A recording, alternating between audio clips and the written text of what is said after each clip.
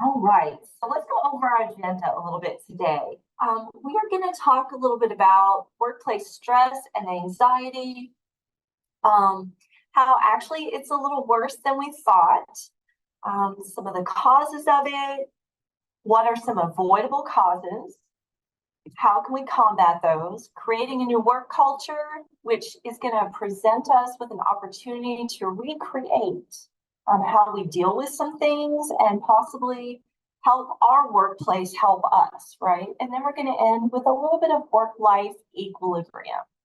Going to give some helpful hints on trying to restore a little bit of that balance back. So right now, and I'm sure we're all experiencing this, no matter what we do, the US overall, we're experiencing an epidemic of workplace stress and some anxiety.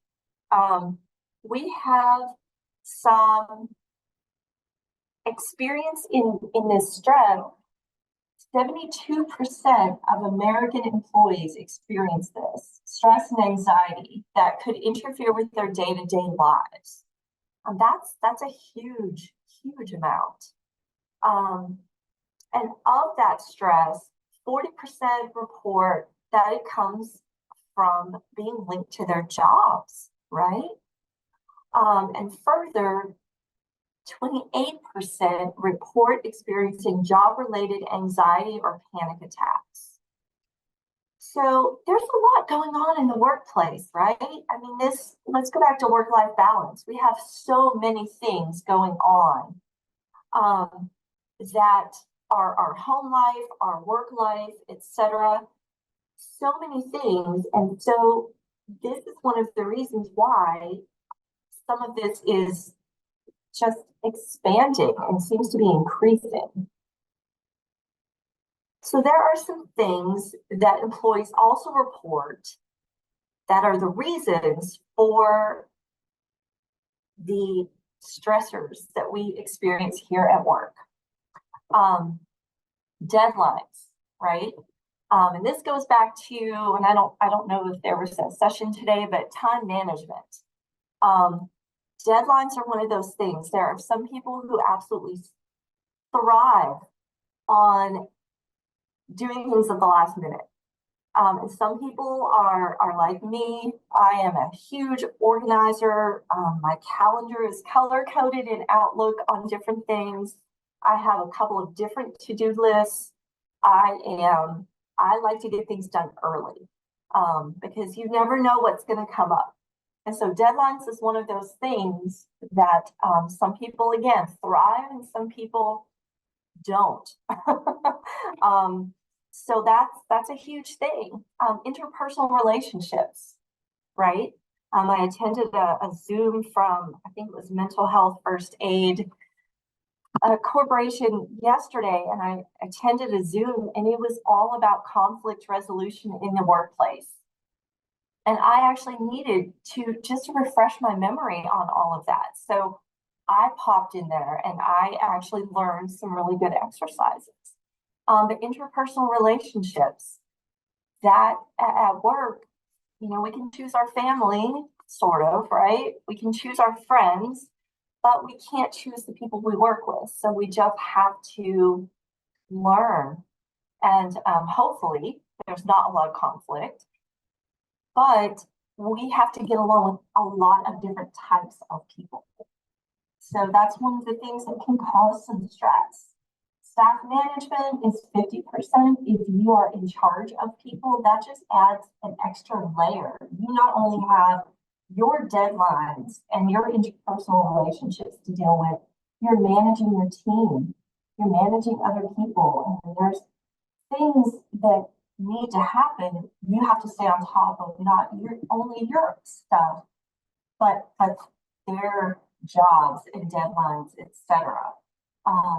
And then, of course, the conflict resolution, right? Nobody enjoys having to talk to somebody about dropped deadlines, perhaps, or their customer service skills need to be improved, or, you know, any of those things. And so people get a little stressed out when they have to talk to one another about these types of things.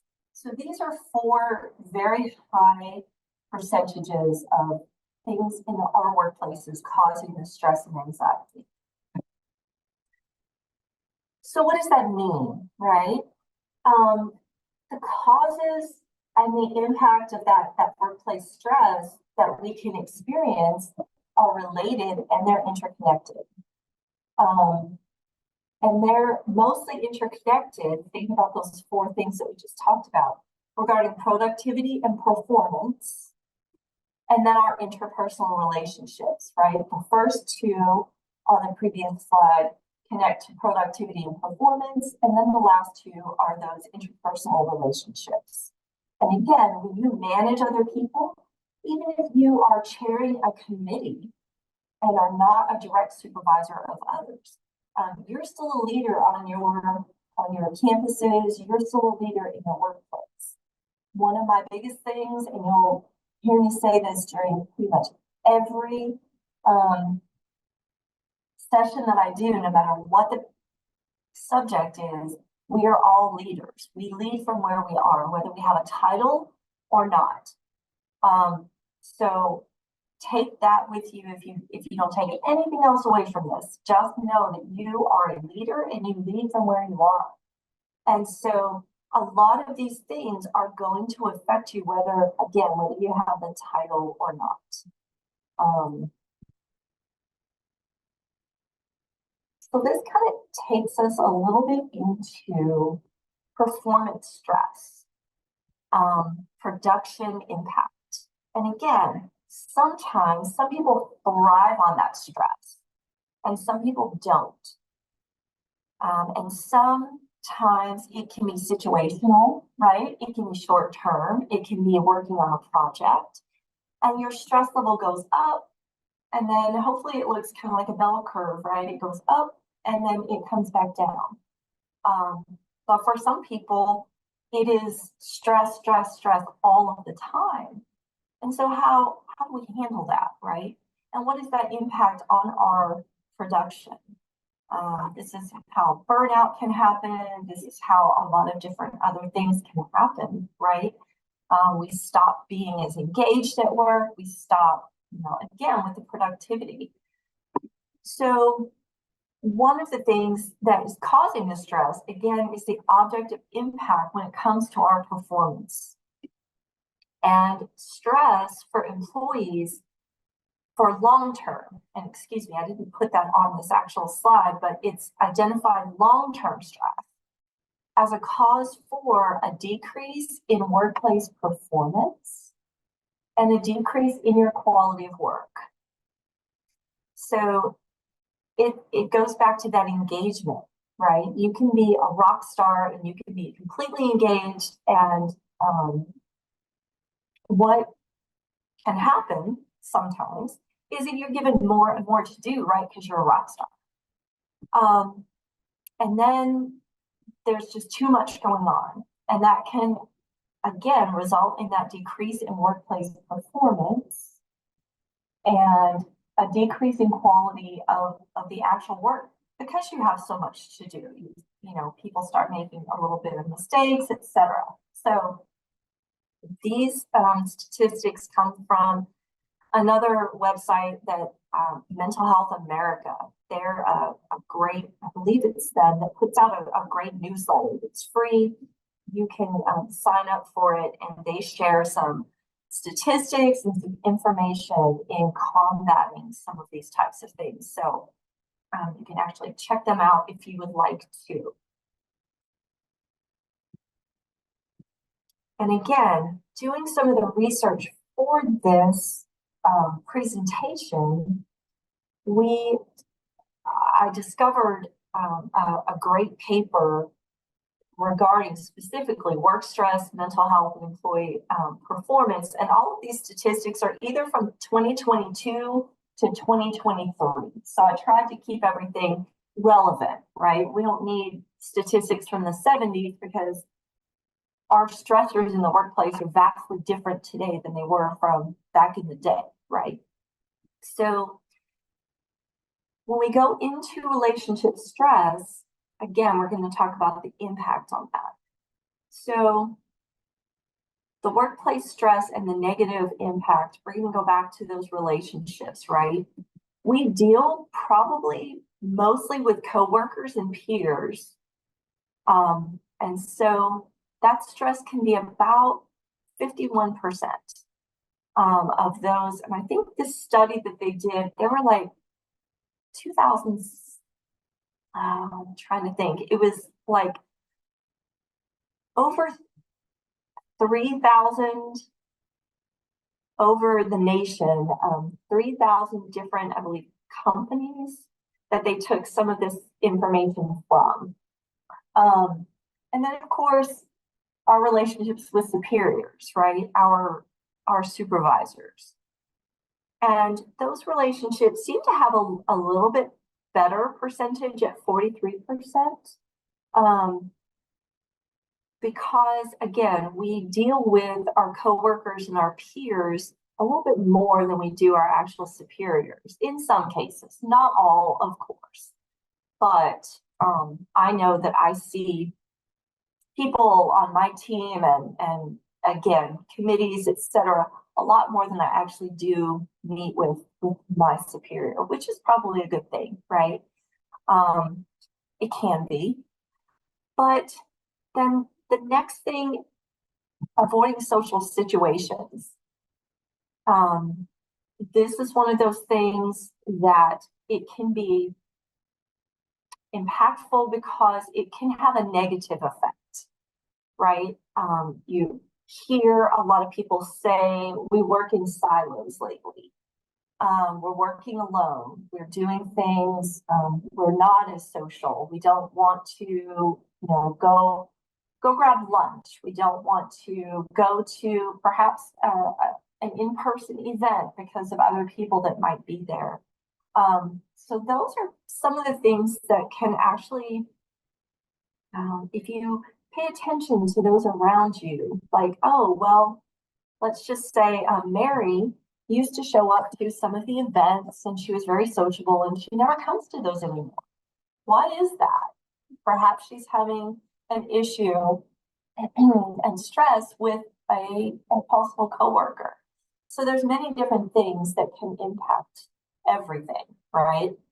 And people can become short-tempered. Workplace stress can make us a little less tolerant sometimes, if you will, of dealing with other people, right? So you become short-tempered. And then not participating in meetings, that goes back to what I was talking about, engagement. You can be completely engaged.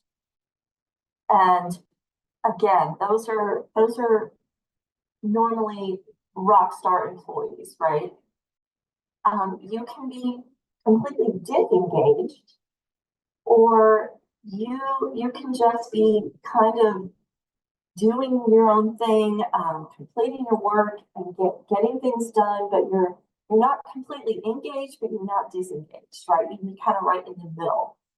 But this is talking about not participating in meetings. Perhaps a coworker or a supervisor in the past has made you feel that your opinion doesn't matter. And that can cause some stress, right? And that can be one of the reasons why you don't participate in some of the meetings. And again, it's noticeable when someone goes from being very engaged to not being engaged. That's when it's more noticeable in identifying sort of that workplace stress and the impact it has on us. And I'm sure this is not going to be any great groundbreaking news to anybody. However, COVID-19 made things worse, right? Think about everything that we all went through. Actually, 4 years ago? And our workplaces have changed, right? Some places are now, they have flexible hours, they're doing like working remotely.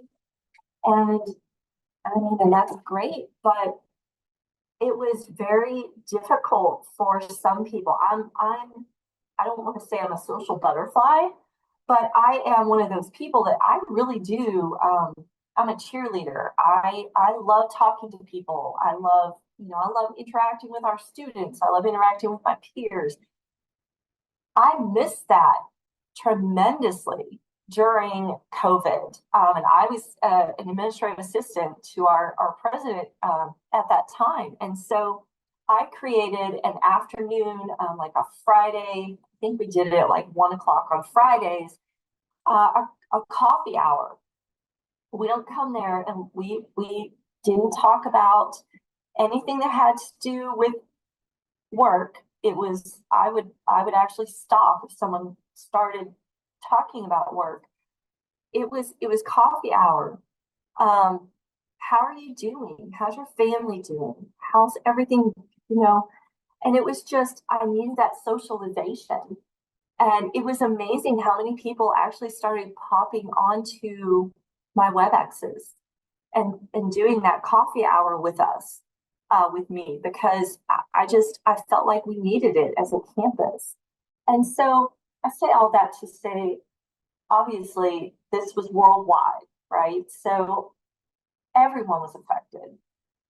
Um, and some of the ways that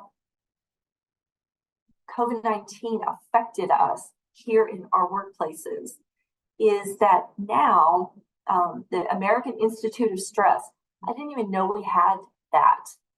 Again, it was a great resource while I was doing research for this presentation.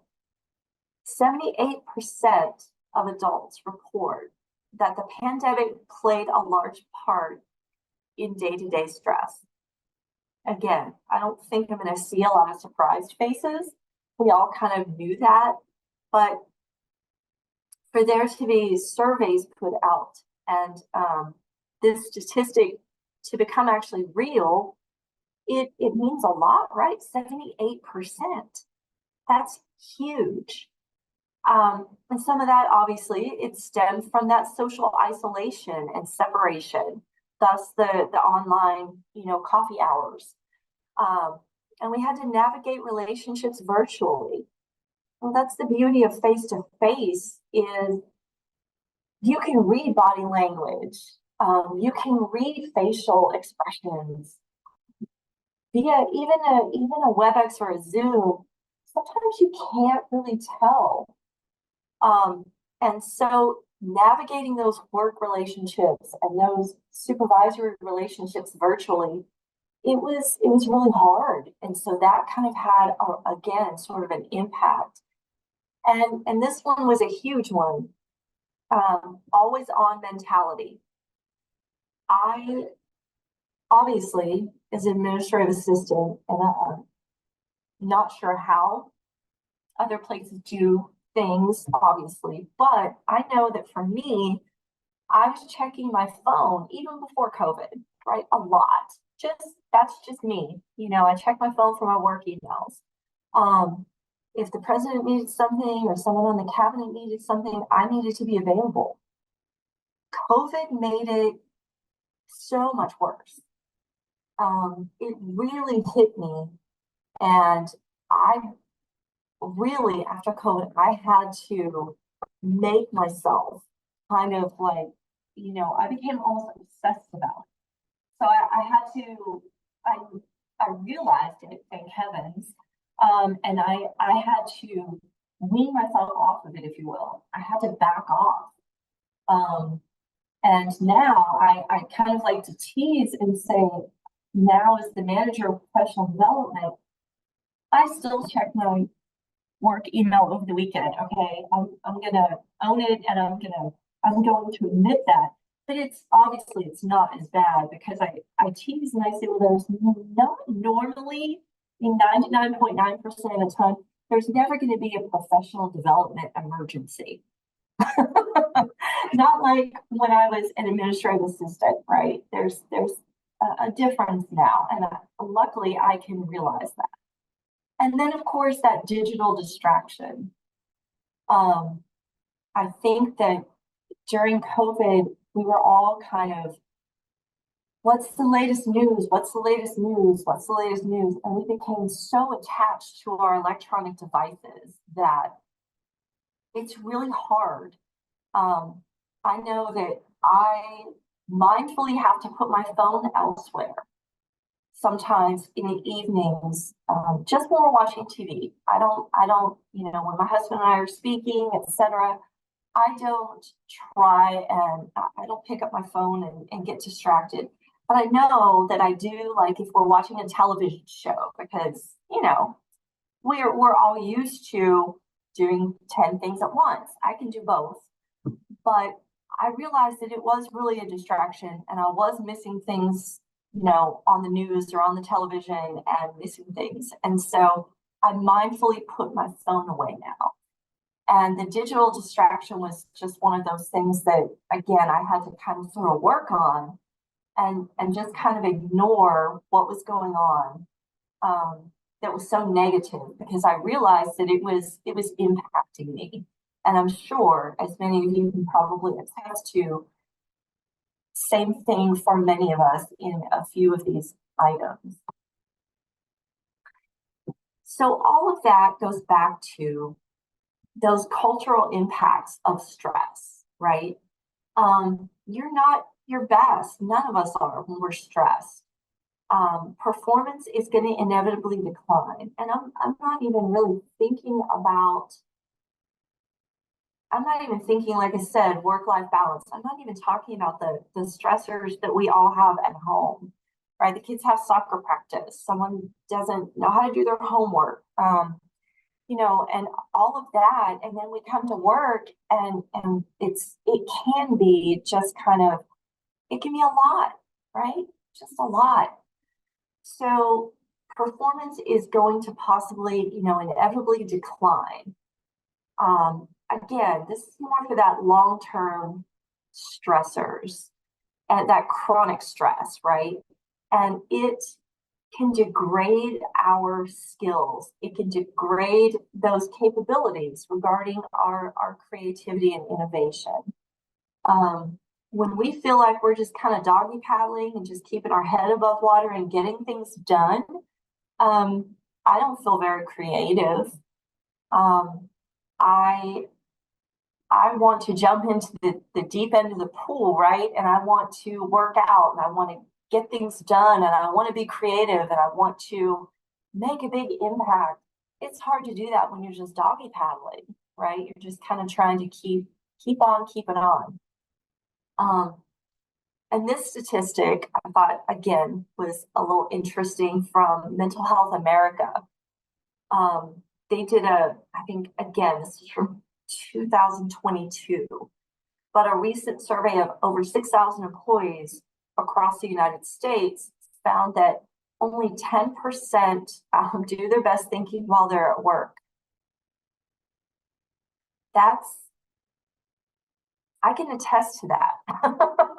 I think I send myself emails all the time of little things that I want to remember because, again, I'm distracted, right? I'm doing something at home, I'm distracted, and I'm just free thinking while cleaning or doing something at home.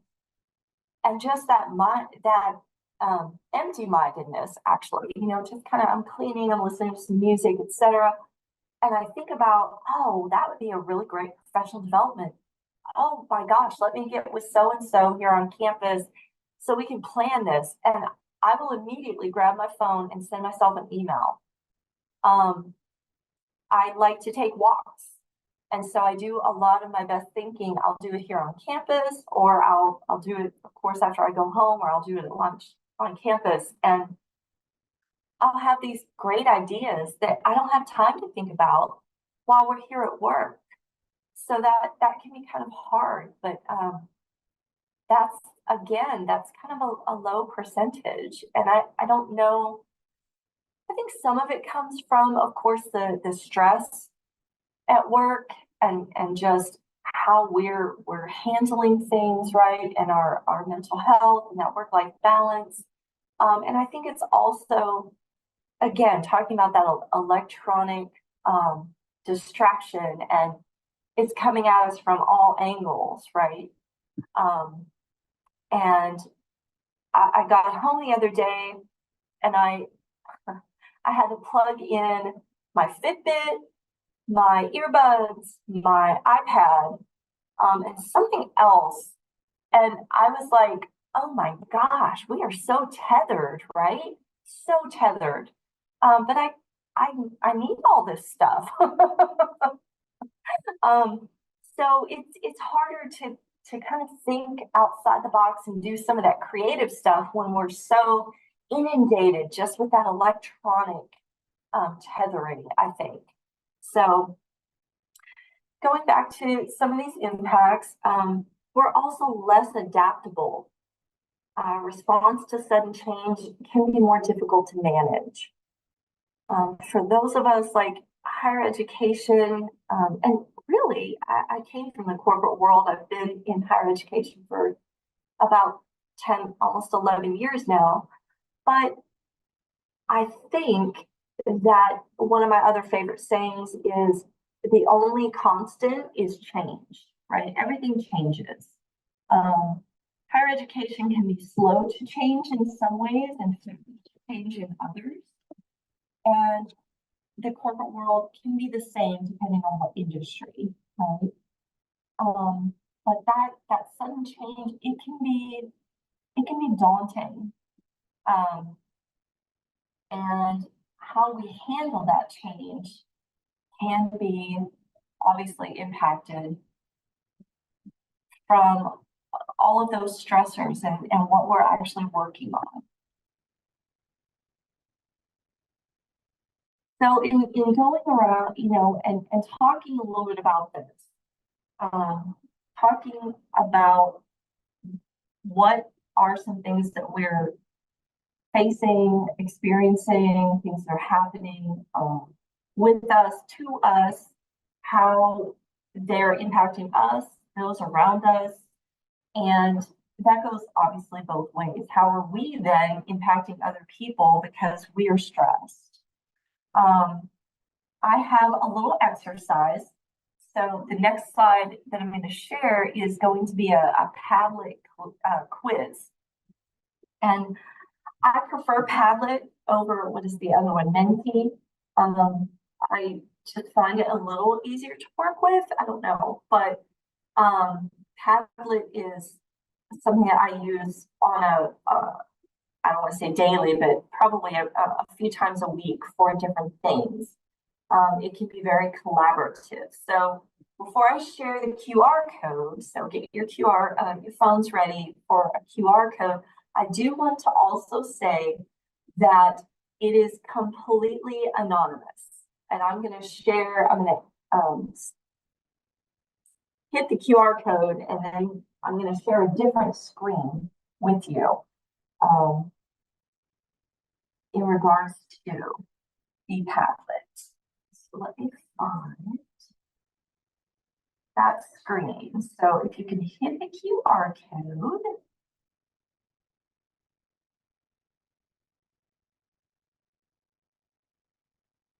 Bring this up over here. And there's just a few things. Oops.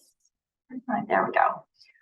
There's just a few questions that I have here in the comments, or that I'm actually asking you. Just and again, it's completely anonymous.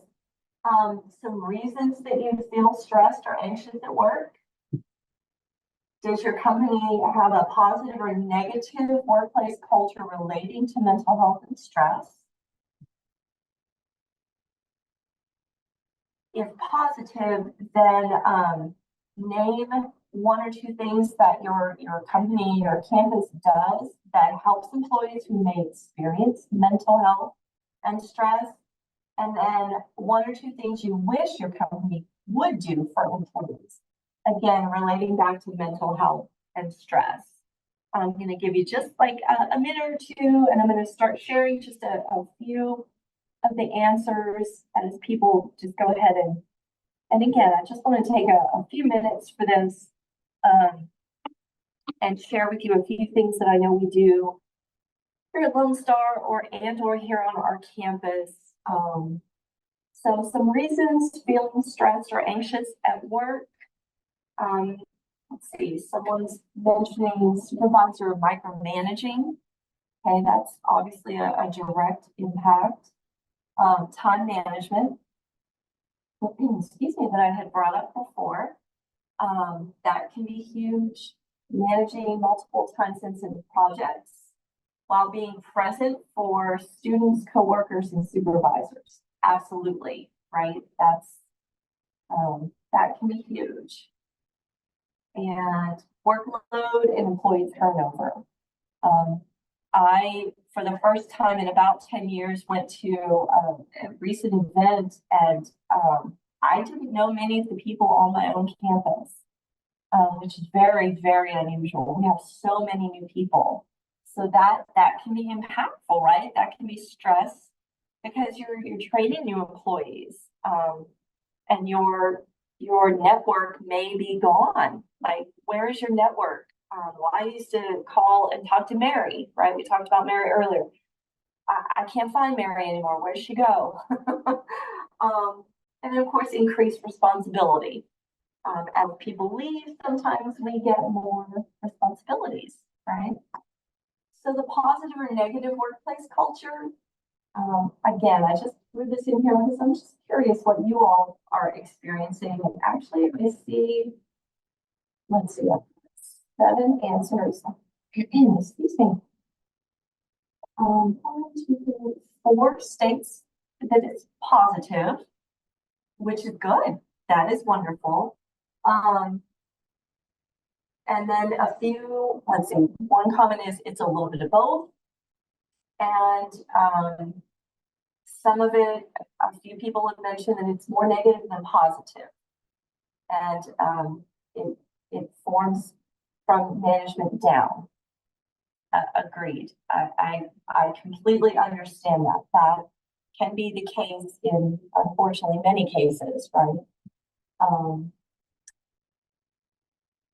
And then name 1 or 2 things your company does that helps employees who may experience mental health and stress.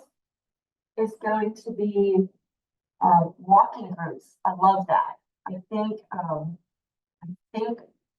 we do have that here on our campus, or at least I know we did in the fall. I don't know if we've started it back up in spring, but that's wonderful. Work individually with each person based on their needs. More mental health sessions, and allows time during work week for exercise. Yes, agreed. Those are several wonderful things that some companies, some campuses can do to help employees. What are a few things that you wish your company or campus would do for employees? Offer counseling at work. I know that some colleges, universities do offer a limited amount of like therapy sessions outside, of the workplace, but that's a great idea as well. More team building activities, safe space for staff to go. And again, offer daycare services, right? That's a huge stressor, right? When you have a family and you're trying to be in 2 places at once, maybe you have a sick little one and they're halfway across town, and daycare can also be expensive. So kind of subsidizing some of that daycare type of thing, that would also probably help a lot of people. And a set place to find peace and just breathe. More team building, and someone mentioned giving us a break room.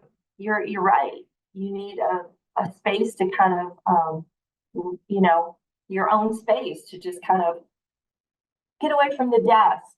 Don't eat at your desk. Go do lunch, somewhere, and on campus find a nice quiet little spot. I know this week I have seen, again, with the weather being so beautiful, I've seen many students and employees taking their lunch outside and sitting and eating their lunch. And I think that's an amazing idea. So thank you all for giving me some feedback on this. So obviously we're all kind of going through the same things, right, with this. And the counseling at work seems to be a huge ask, right? That's one of the things that would and should be one of those things that could definitely help employees. So let's go back to the cause of some things, right, is the answer. It starts with our workplace culture. I know that here at Lone Star College, we have our cultural beliefs, and we do cultural training. And we actually, again, on Padlet, so it's completely anonymous. When I facilitate one of those sessions, we ask for employees to give the college a report card, A, B, C, D, F. And because it's anonymous, it's sometimes the answers are pretty brutal, but that's good because that means that we need to keep working on our culture, right? And I know part of our cultural training here, we state, if you don't, if you don't impact or direct, your culture to a certain extent, your culture is going to direct you. You're going to have a culture at work no matter what, and whether it's positive or negative depends on the culture work that you do at your institution, the culture work that is done at your institution. So that workplace culture can be super important. And again, going back to stress and anxiety, they don't come out of nowhere. They happen for a reason, right? They're ancient bodily responses to those environmental triggers. It's not quite as impactful as like fight or flight, right? You don't feel like your life is in danger to where your heart rate goes up and your senses are heightened. But stress and anxiety, I mean, they can manifest in many other different ways. And there are alert systems telling us that something is wrong. And the way we do work here in America is causing anxiety and stress. And we're doing it wrong. And a lot of companies are trying to combat it by offering, that flexible work schedules, etc., which is really hard to do when you're a college or a university, right? And you're student focused, but we're working towards it. Many of our services, etc., are online now, so hopefully there can be a good balance, I guess. But the way we do work here, I think COVID-19 really did show us in a lot of ways that there are alternatives that are successful out there. Let's put it that. And again, we've set up that work culture that can be primed for creating stress and anxiety. And again, we're going to go back to the slide before, talking about deadlines and work schedules and management. Someone mentioned, they're being micromanaged. Well, that's never fun.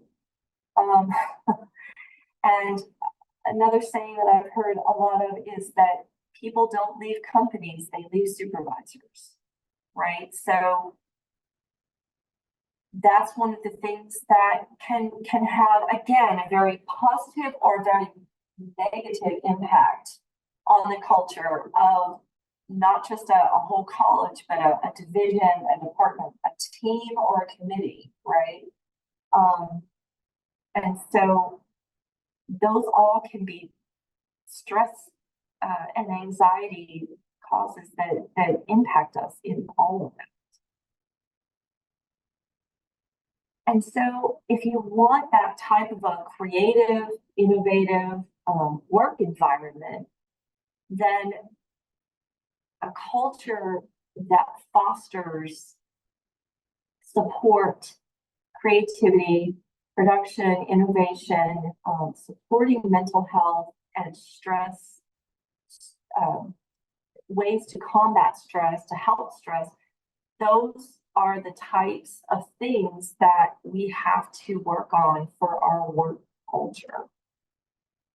And I think many companies, many campuses, companies, they are realizing that. And I think things are starting to get a little bit better for it's going to start small, of course.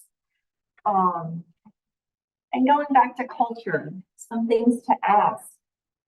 What are the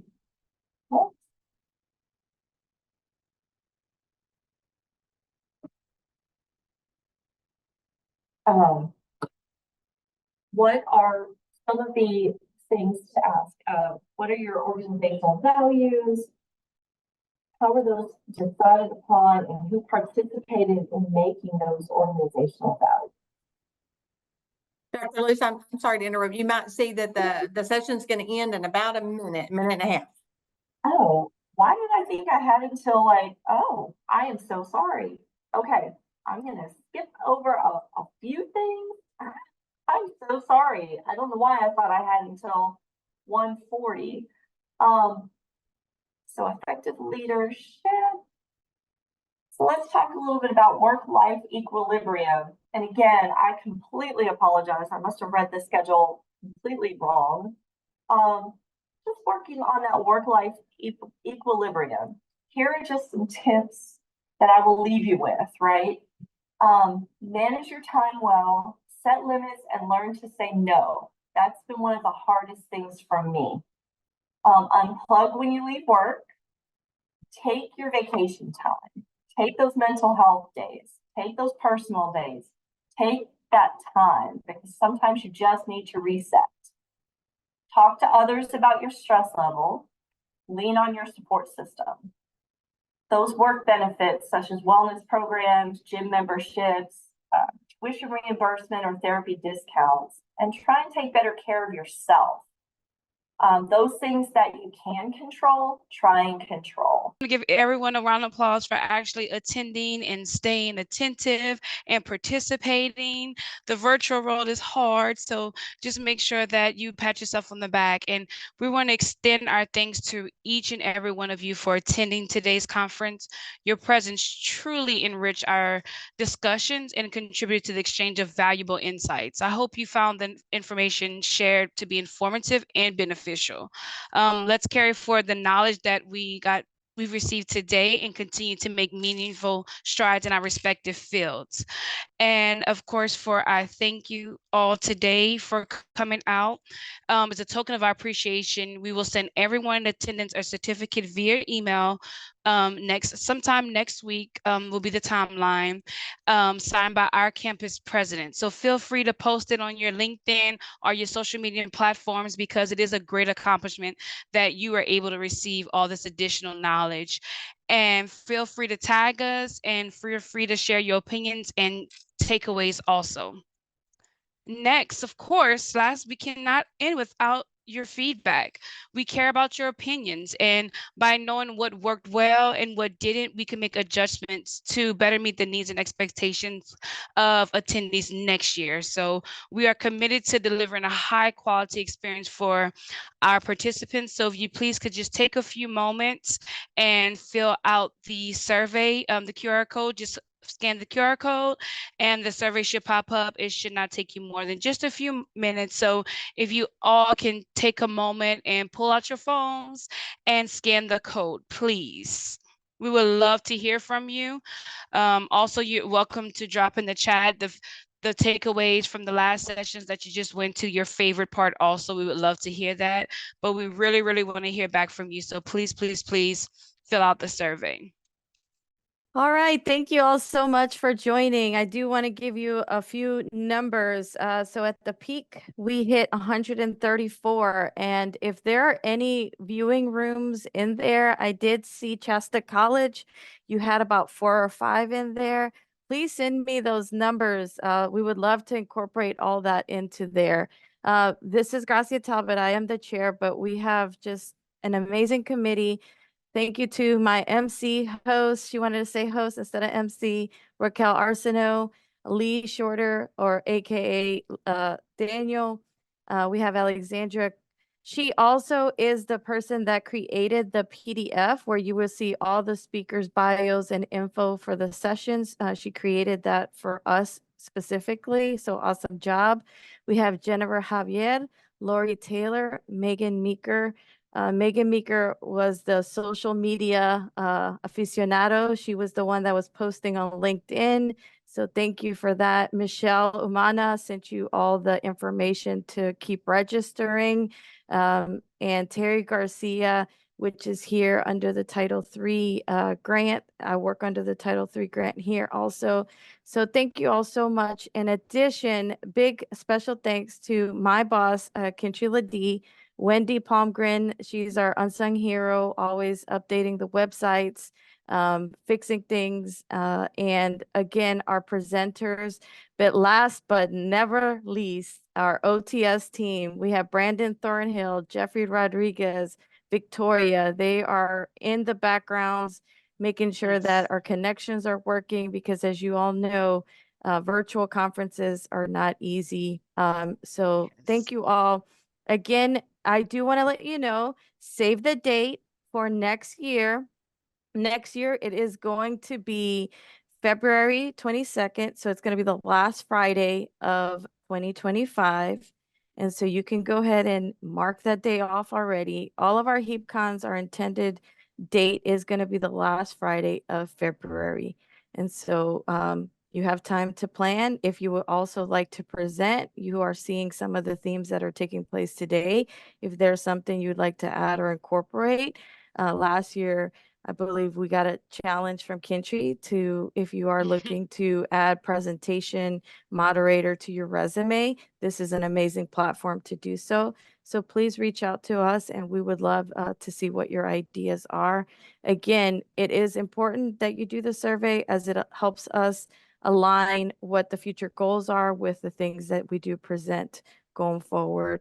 If there are any questions, please let us know. Again, it's going to take a little bit for the recordings to become available because we will need to house them and then we will also need to edit them to make sure we're cutting front end and back and any pauses in between. So please be patient with that. Once we do have that, we will let you all know and we will more than likely house it on the HeapCon page. But again, thank you all so much for making this just an amazing, amazing event. Thank you so much, Gracia. I'm sorry, Kintry, do you have any words of acknowledgements? I was wanting to make sure that I address a question that I read in the comments. Okay. First, I want to say thank you. I was in the background just paying attention, trying to make sure there was no glitches, but someone asked, do you have to be a Lone Star College employee to present? No, no, no. We will welcome other presenters, especially when you find out what the theme is. I know Gracia will send out an email as we get closer to the next conference about what the next theme would be. And if you have an innovative process that you have in any of those areas that you would like to share with not just Lone Star College, but as you see, with many states in the nation, including Canada, might I add. We were happy to see that New Brunswick, Canada was in HeapCon this year. And so if you are, wherever you are, if you would like to be a presenter of HeapCon, please let us know. We'll give you that opportunity to show us what you got. Thank you so much, Kintry. Thank you very much. And again, we thank you all. We thank you for staying engaged. We thank you for keep coming back after all the breaks. And we thank you for actually signing up and attending. So thanks for showing up. And we appreciate you and all you do. And I'm going to go ahead and leave that QR code for anyone that may have missed it to go ahead and scan it and give me your feedback. And again, the last Friday in February of 2025, we will have HeapCon, and that's the 25th, right, Gracia? No, February 21st. Sorry, I said First. the 22nd. You said 25th. Yeah, February which one? 21st.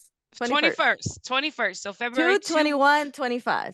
Right. So 2/21/25, you can go ahead and open your Outlook or whatever calendar y'all use and block off that date and said, do not schedule anything. And remember to sign up and register to come to next year's conference. Again, we thank you all and y'all have a good rest of your day. And the committee